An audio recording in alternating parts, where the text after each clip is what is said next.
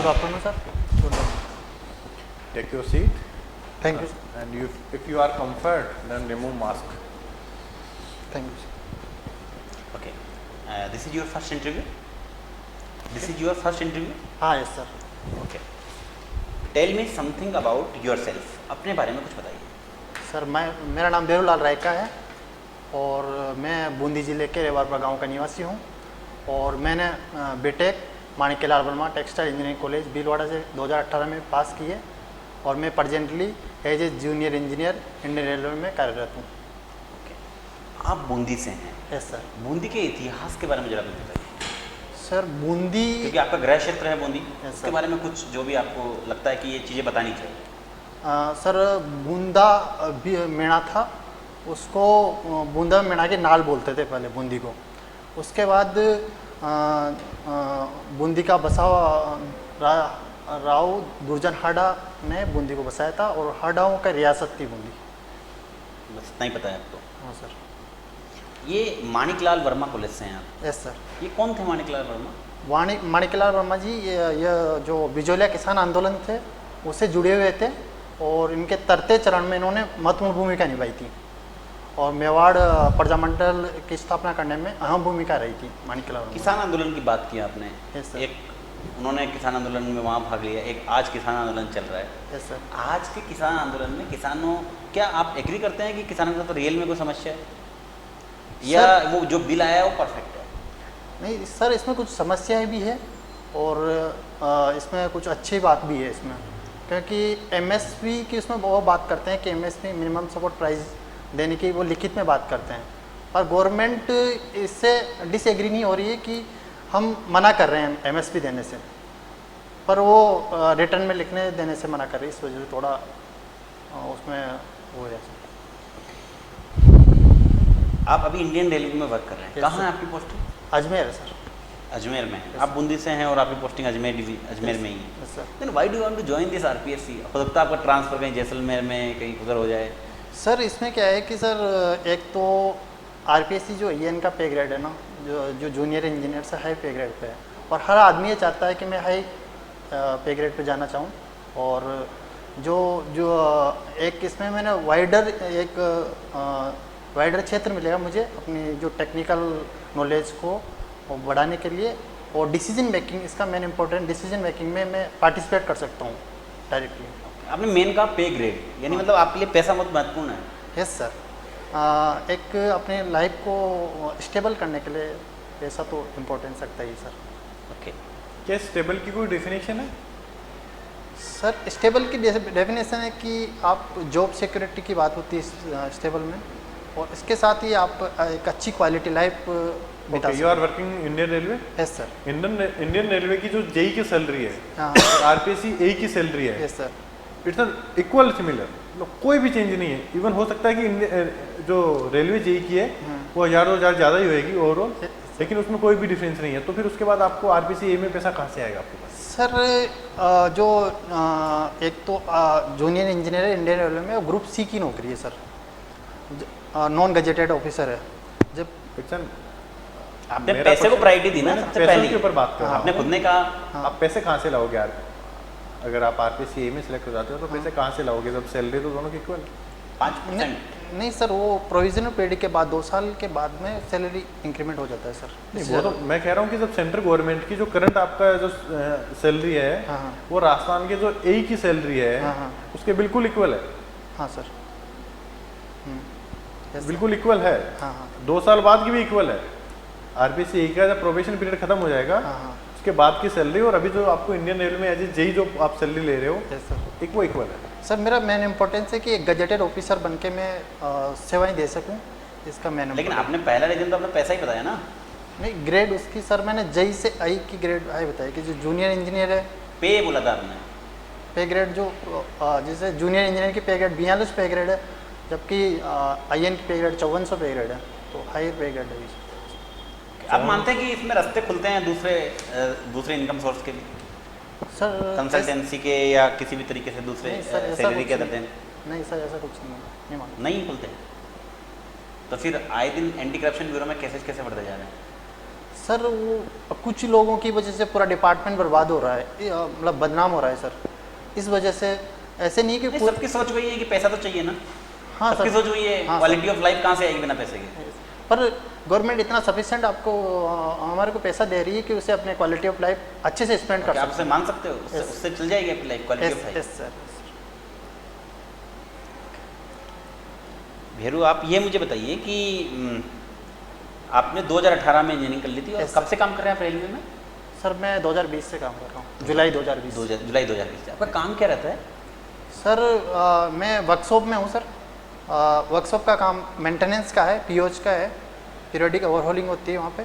जो हमारा क्या है कि वर्कशॉप वैगन का वर्कशॉप है, वैगन का पीओच होता है। तो अभी आप सेटिस्फाई हैं अपने काम से यस सर। या कुछ समस्याएं जो कि एज ए जूनियर इंजीनियर को फेस करनी पड़ती है?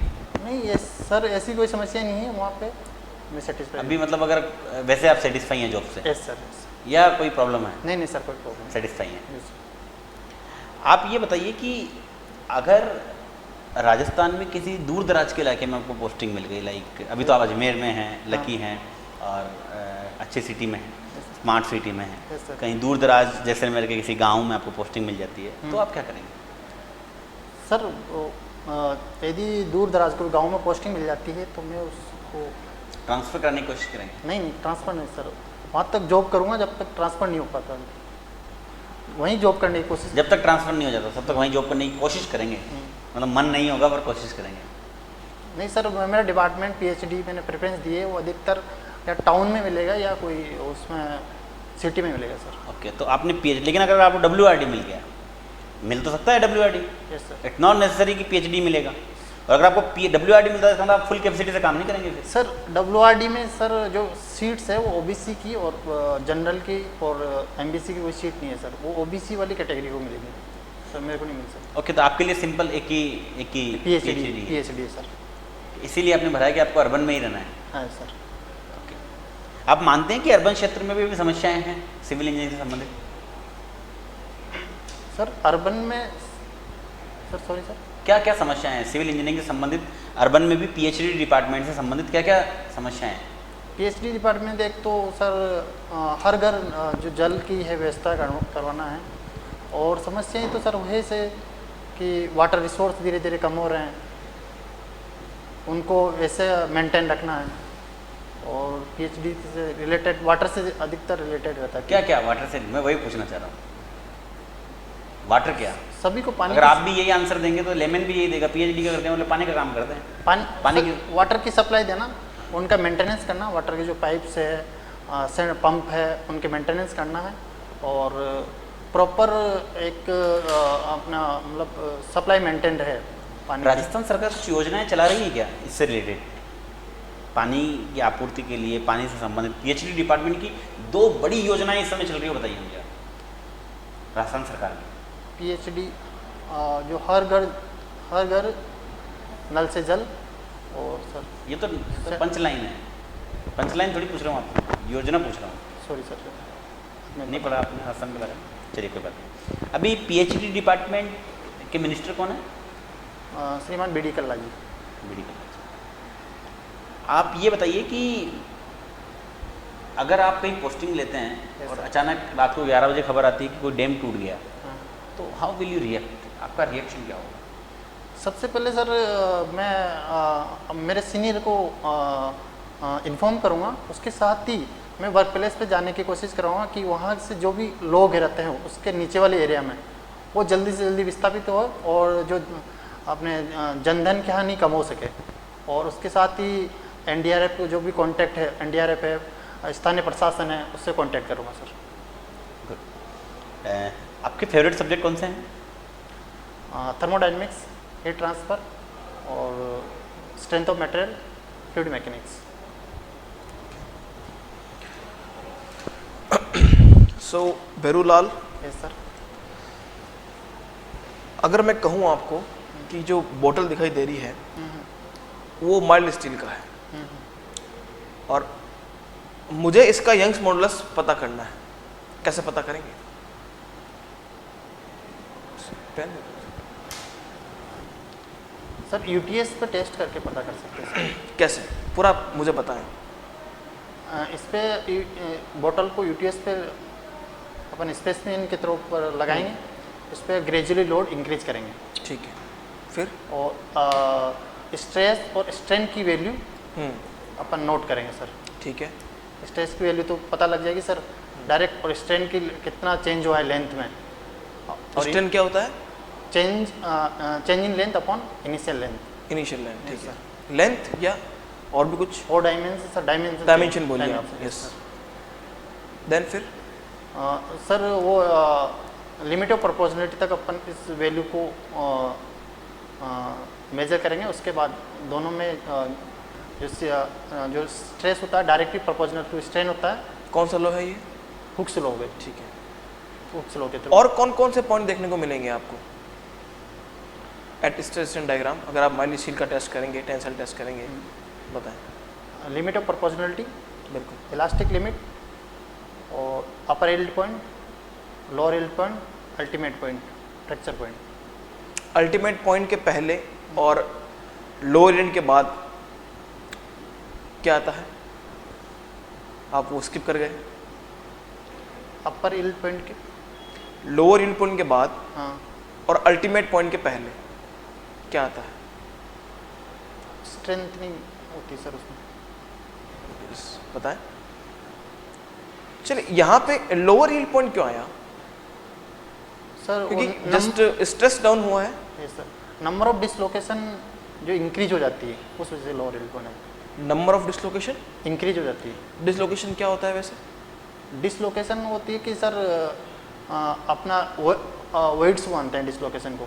वर्ड्स मानते हाँ। हैं, ओके। तो नंबर ऑफ वेट्स इंक्रीज हो जाएंगे, जिससे अपन स्ट्रेस बढ़ाएंगे तो स्ट्रेन की वैल्यू कम होती है। आपने डिसलोकेशन नाम दिया, yes sir. Good.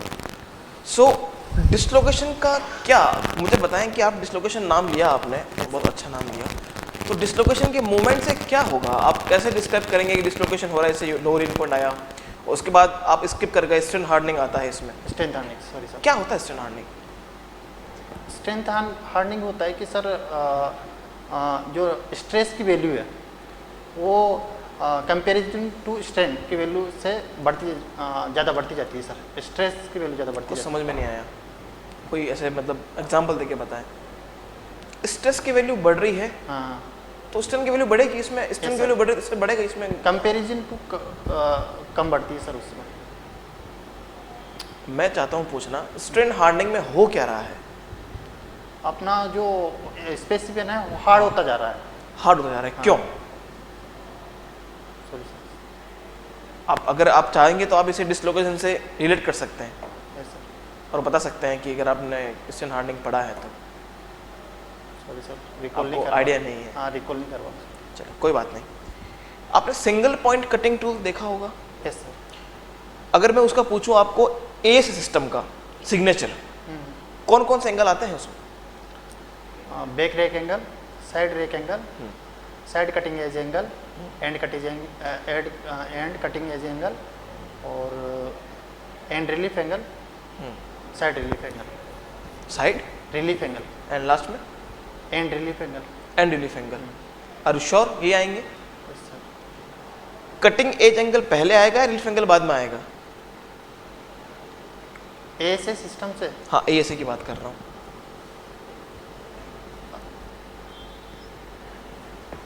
Back rake angle चलिए, कितने हैं ये टोटल? 7 है सर। 7 है। लास्ट में कौन सा है? वो रेडियस, कौन सी रेडियस?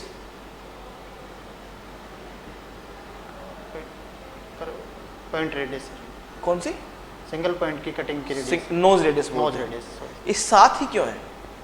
हम चाहेंगे तो इसे 10 ले लें, एंगल लेने का तो क्या दिक्कत है? सर ले सकते हैं, पर वो ये 7 ही क्यों बनाया गया? जो अपने कटिंग के लिए जो इम्पोर्टेंट फैक्टर है, ये 7 ही इम्पोर्टेंट रोल प्ले करते हैं, इसलिए 7 ही बनाए। अच्छा, रेक फेस क्या होती है? रेक पेस होता है कि जिसपे अपना चीव मूव करता है, वो पेस को रेक पेस बोलते उसे रेक फेस बोलते हैं। चलो ठीक है। तो आपने कहा सर 7 एंगल है इसमें और एक रेडियस है, कुल मिला के ये हो गए। अब 6 एंगल है और एक रेडियस है, आपने बोला 7 हो गए। तो मुझे बताओ, what is basic difference between orthogonal and oblique cutting? हैं। ऑर्थोगोनल में जो कटिंग एज है वो 90 डिग्री पे होती है, ऑर्थोगोनल होती है cutting edge single point cutting tool की एज, और इसमें इसी एंगल पे होती है sir oblique. What about inclination angle? हाँ व्हाट अबाउट इंक्लिनेशन एंगल? पहले बताओ इंक्लिनेशन एंगल होता क्या है?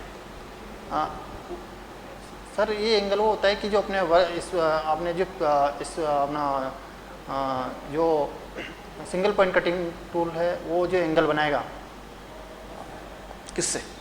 अपने वक्त जो इस पे अपने फीड रेट की जो, और कौन से प्लेन में होता है ये इंक्लिनेशन एंगल?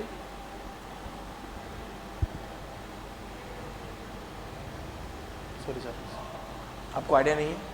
कटिंग प्लेन में होता है या फिर ऑर्थोगोनल प्लेन में होता है, किस में होता है ये? अगर आपको पता ही नहीं तो आप कैसे डिफरेंशिएट कर पाएंगे orthogonal cutting and oblique cutting को? ऑर्थोगोनल में होता है सर। चलिए कोई बात नहीं, आपको ज़्यादा आइडिया नहीं मुझे लग रहा Yes, है। sir. चलिए आप मुझे बताएं कि जैसे पावर प्लांट में कौन सा साइकिल यूज़ करते हैं अपन? सर गैस पावर प्लांट में हाँ, गैस पावर प्लांट की बात कर रहा हूँ।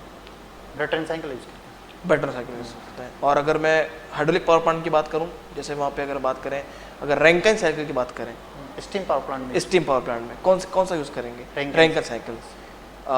किससे कंपेयर करते हैं आप? कौन सा आइडियल मानते हैं? सर समझ नहीं आती। मैं चाहता हूँ पूछना आपसे कि आपने रैंकिन साइकिल बोला, Yes, sir. जो कि अपन जो आपका स्टीम पावर प्लांट है उसमें काम करता है। कार्नोट से कार्नोट, वेरी गुड। सो हम कार्नोट क्यों नहीं यूज़ कर पा रहे हैं उसमें? क्या क्या लिमिटेशन है कार्नोट की वजह से अपन उसको प्रैक्टिकल यूज़ नहीं कर पा रहे? सर कार्नोट की लिमिटेशन है कि इसमें एक स्लो प्रोसेस है, एक फास्ट प्रोसेस है। आइसोथर्मल मुझे पहले प्रोसेस बताएं कौन कौन से होते हैं कार्नोट में? 2 आइसोथर्मल होते हैं। ठीक है, 2 असल मतलब क्या? हीट रिजेक्शन, हीट एडिशन, पूरा बोल के बताएं। हीट रिजेक्शन और हीट एडिशन, 2 आइसोथर्मल। ओके। और आइसेंट्रिक कंप्रेशन और एक्सपांशन, ठीक है। 2 प्रोसेस होते और रैंकिन साइकिल की बात करें तो? हैं। उसमें सर 2 कांस्टेंट प्रेशर पे होता है और 2 आइसेंट्रोपिक पे होता है। कांस्टेंट प्रेशर पे हीट एडिशन रिजेक्शन होगा और आइसेंट्रोपिक पे कंप्रेशन और एक्सपांशन होगा। तो अब मुझे बताओ लिमिटेशन क्या है कार्नोट की? कार्नोट में सर कॉम्बिनेशन होता है, थर्मल कांस्टेंट टेम्परेचर होता है जो बहुत स्लो प्रोसेस होती है सर, और आइसेंट्रोपिक बहुत फास्ट प्रोसेस होती है। तो दोनों का कॉम्बिनेशन नहीं बैठ पाता सर, एक बहुत स्लो प्रोसेस है और एक बहुत फास्ट प्रोसेस है, इसलिए यूज नहीं करते। क्या और एक ही रीज़न है? सर सेकंड रीज़न ये रहा था कि इसमें है कि सर जो अपने को वर्कआउट भी मिलता है रैंकिन में, इसमें कार्नोट में बहुत कम मिलता है, बहुत कम मिलता है सर। कम मिलता है? हाँ, अच्छा, कंपेरिजन टू रैंकिन। ऐसा क्यों? सर अपने को सर अधिकतर जो प्रोसेस जो स्लो प्रोसेस होता है, इसलिए दोनों के बीच में स्लो और फास्ट का कॉम्बिनेशन होने की वजह से अपने को। ओके, आप मुझे बता सकते हैं what is the I can say collapsibility of sand? कोलैप्सिबिलिटी सुना है कोलैप्सिबिलिटी नाम? Yes, sir. कास्टिंग में पढ़ा होगा। Yes sir. क्या होता है ये? जो रजिस्ट करती है सैंड कोलैप्स होने से, वो स्ट्रेस को कोलैप्सिबिलिटी बोलते हैं। वापस बताएं एक बार। जो सैंड को रजिस्ट करती है किसी भी शेप में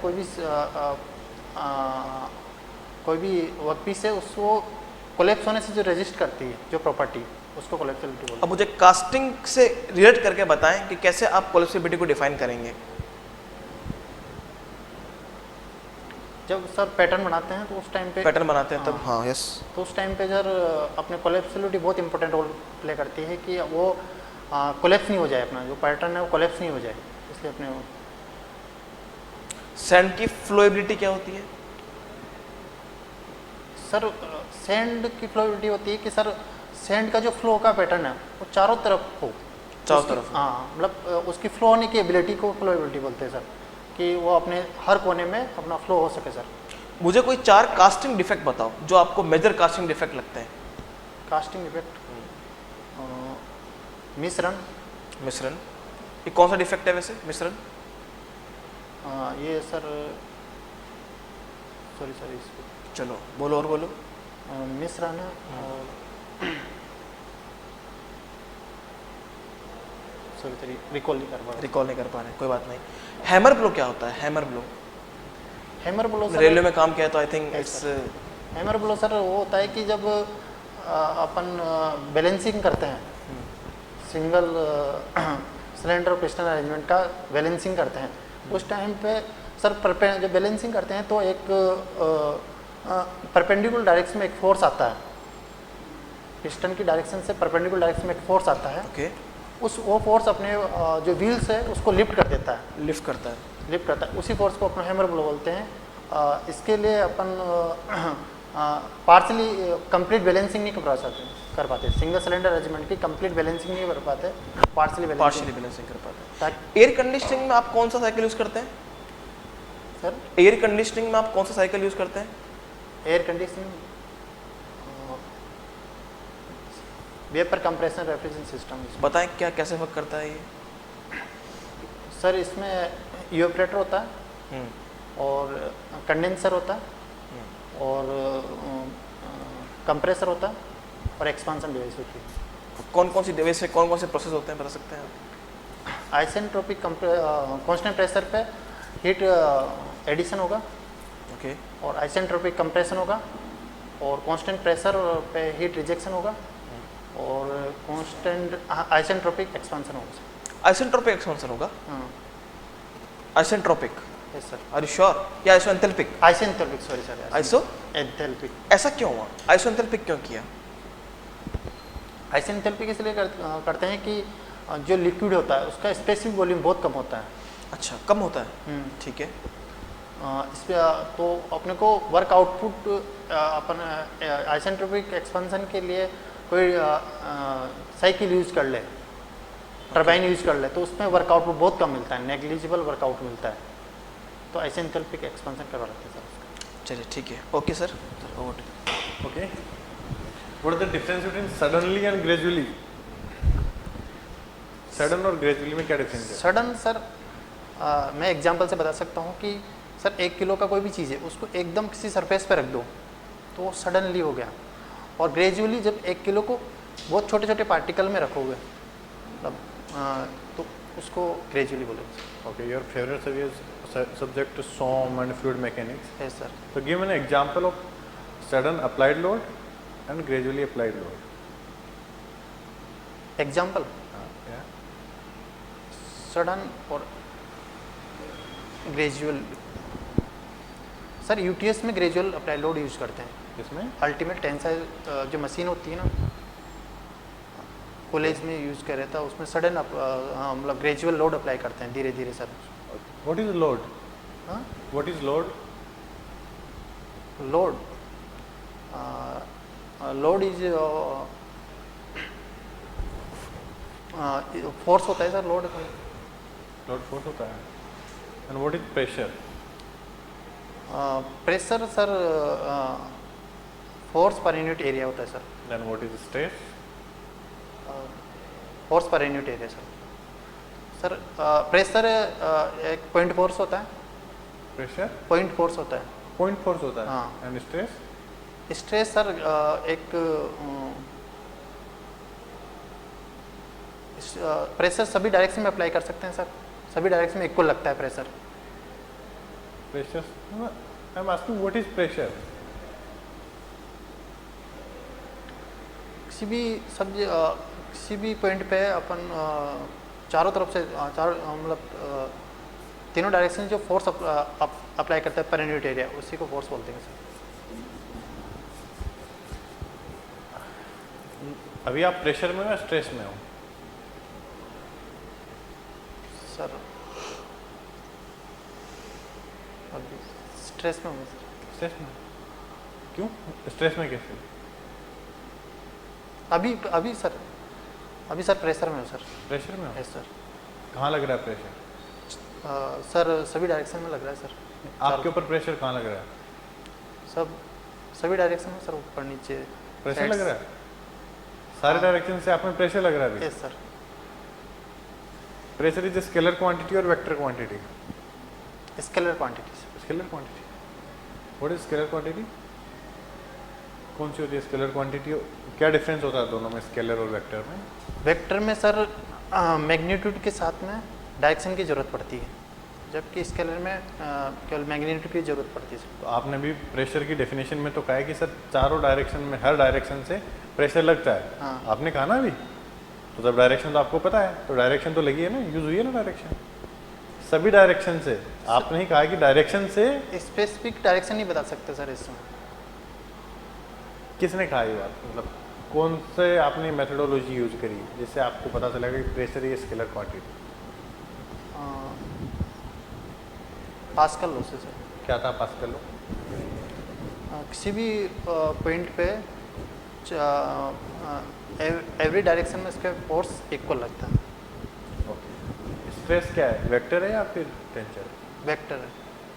स्ट्रेस वेक्टर है and strain scalar scalar scalar.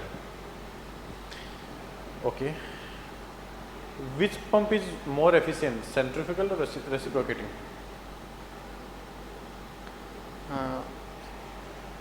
Reciprocating sir. Reciprocating, how?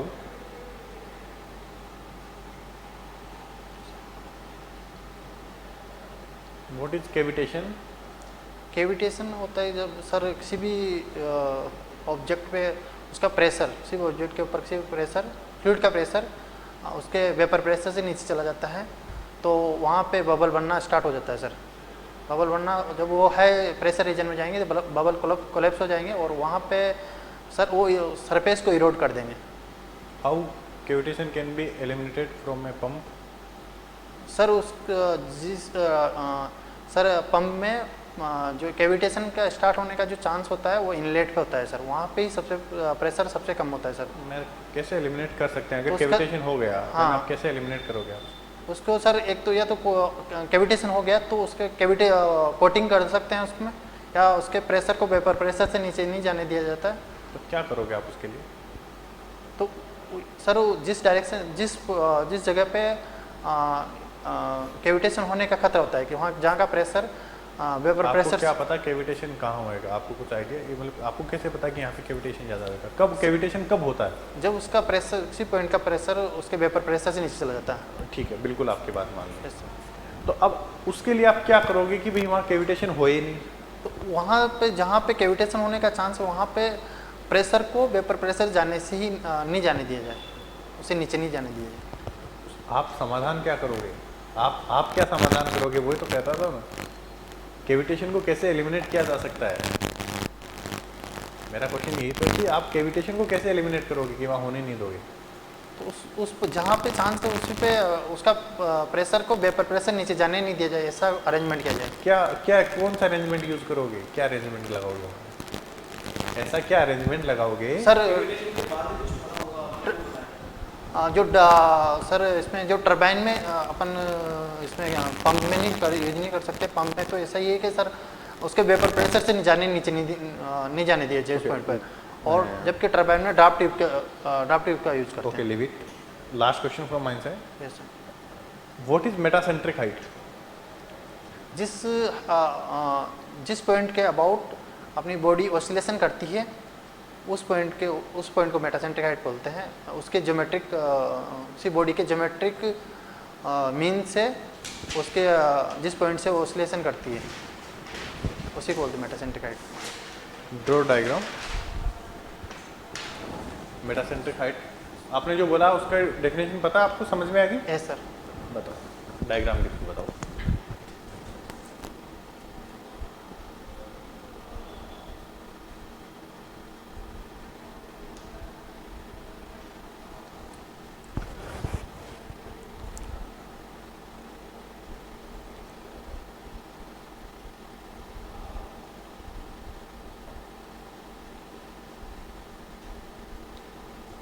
ये मेटासेंट्रिक मेटासेंट्रिक हाइट कौन सी है? ये वाले जी से सेंटर ऑफ ग्रेविटी से। और बी यहाँ होएगा? सर ये जब ये आधी डूबी हो तब। मैं इसमें कंडीशन देता हूँ। Yes sir. If a container हाँ। ये partially filled and floating in liquid, then what is the effect of metacentric height? It increase और डिक्रीज? सॉरी सर एक कंटेनर है यस सर। जो पार्शियली फिल्ड है and floating in liquid, then what is the effect on metacentric height? It increase और decrease? You can sit.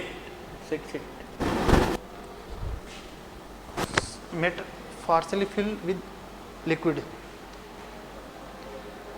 Sorry.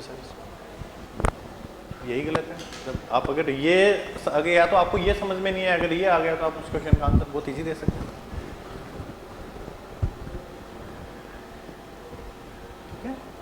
Okay, thank you. चलिए conclude करते हैं।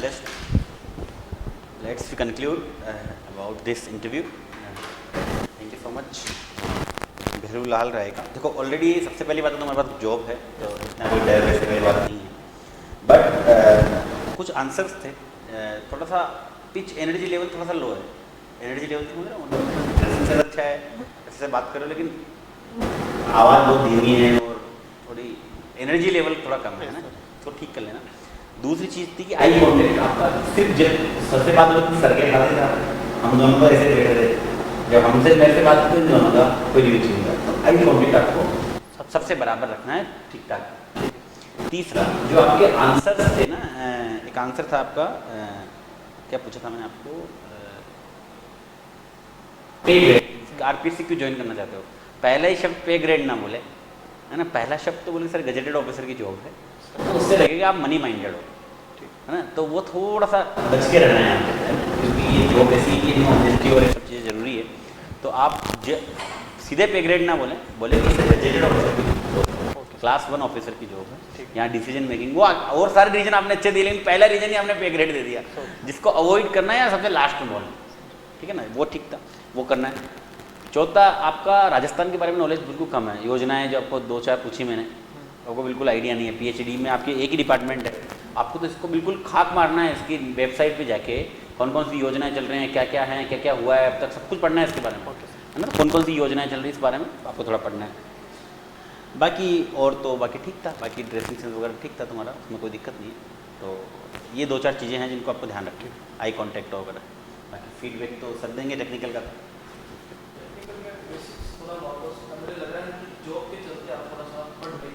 जैसा मुझे लग रहा है, हाँ सर, बेसिक्स आपके हिले हुए हैं अभी भी।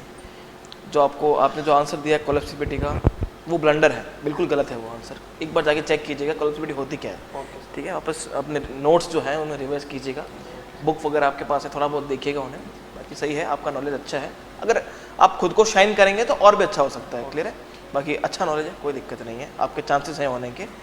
बेसिक्स को इम्प्रूव कीजिए, work on basics on basic SOM and fluid आपका बेसिक है, मतलब कोर सब्जेक्ट है, उसके बाद ऐसी गलतियां कर रहे हो, ऐसे आंसर दे रहे हो, है ना, मतलब बोल बिल्कुल भी कोई सा भी, मतलब सारे आंसर ही एकदम खत्म कर दिए हैं। पंप का आपने बताओ मैं कितनी बार की कैविटेशन कैसे रिमूव करते हैं, वहीं घूम रहे हो। ये तो पता है कि भाई बंदूक में गोली लगेगी तो मरेगा सामने वाला, लेकिन इसका उपाय क्या है, बंदूक चलने ही नहीं देंगे। वो नहीं पढ़ा आपने, net positive suction head, NPS नहीं पढ़ा। पंप वही तो साइज जो पंप है वो बढ़ाएंगे, पंप की जो स्पीड है वो डिक्रीज कर देंगे, ये बेसिक चीजें तो थी। फिर आपसे पूछा कि कौन सा एफिशिएंट है, सेंट्रीफ्यूगल और रेसिप्रोकेटिंग, आपने रेसिप्रोकेटिंग बता दिया, इलेक्ट्रिकल का बंदा बता देगा ये कि सर सेंट्रीफ्यूगल पंप होता है, ये बात। तो फिर आप प्रेशर नहीं बता पाए, आप स्ट्रेस नहीं बता पाए। Stress is tensor quantity, not vector. Stress की क्वांटिटी क्या वेक्टर होती है? टेंसर किन 3 चीज की क्वांटिटी और टेंसर होती है? स्ट्रेस पे थी, स्ट्रेन पे थी। ये ऐसे बेसिक क्वेश्चन से यार, आपको ये नहीं पता कि अभी आप पे प्रेशर लग रहा है या स्ट्रेस लग रहा है। तो ये जब हमारा कोर सब्जेक्ट है, ये फ्लूइड का एडवांस लेवल नहीं है, ये फ्लूइड का बेसिक लेवल है, 0 लेवल है बिल्कुल। तो ये आप थोड़ा ठीक करो। बाकी एक वो मत बोलना कभी भी कि मैंने आपसे कोई सवाल पूछा था, मतलब सर पीएचडी है, फिर तुमने सेकंड प्रीफरेंस तुमने डब्ल्यूआरटी करी, बोले सर ओबीसी की सीटी है इसलिए इसके बारे में नहीं पता है। तो तुमने वहाँ दोनों प्रीफरेंस भरी है ना, वहाँ दोनों प्रीफरेंस दिखेगी उनको डेप्थ में, तो ऐसे आंसर मत देना कि सर मेरे को डब्ल्यूआरटी में तो वहाँ ओबीसी की सीटी नहीं है, इसके बारे में मुझे जाना ही नहीं है, मुझे पता ही नहीं है, ठीक है। दोनों डिपार्टमेंट के बारे में पढ़ के जाओ, है ना, क्योंकि डेप्थ में भरा हुआ है ना। आपको तो कुछ भी राजस्थान के बारे में पूछा जाता है, अरे वो इससे रिलेटेड तो पूछना, आपस में इंटरकनेक्टेड चीजें हैं। तो ये एक्सक्यूज नहीं कि मेरे तो सीट ही नहीं है इसलिए बारे में, मुझे इसलिए बारे में, इसके बारे में फर्स्ट राउंड है, कोई बात नहीं, इंप्रूवमेंट होएगा, बट पढ़ के आओगे तो इसका रिजल्ट आएगा। वरना जॉब के चक्कर में सर मैं जॉब थी पढ़ नहीं पाया, ये एक्सक्यूज है जो यहाँ तो बता दोगे, बट आरपीएससी तो कंसीडर नहीं करेगा ना। बाकी ठीक है, तुम्हारा पर्सनालिटी ठीक है, अच्छा है, यंग हो, अच्छे से चांसेस हैं और सिलेक्शन होने की गुड लक, है ना। थोड़ी मेहनत करो, शाइन करो अपने आप। टेक्निकली और नॉलेज राजस्थान में नोट्स कॉर्पस पढ़ो अच्छे से, ठीक है। और राजस्थान का न्यूज़पेपर पढ़ो daily. If you really like the video, please hit the like button, share the video, subscribe to our YouTube channel and press the bell icon for the latest updates. Thank you.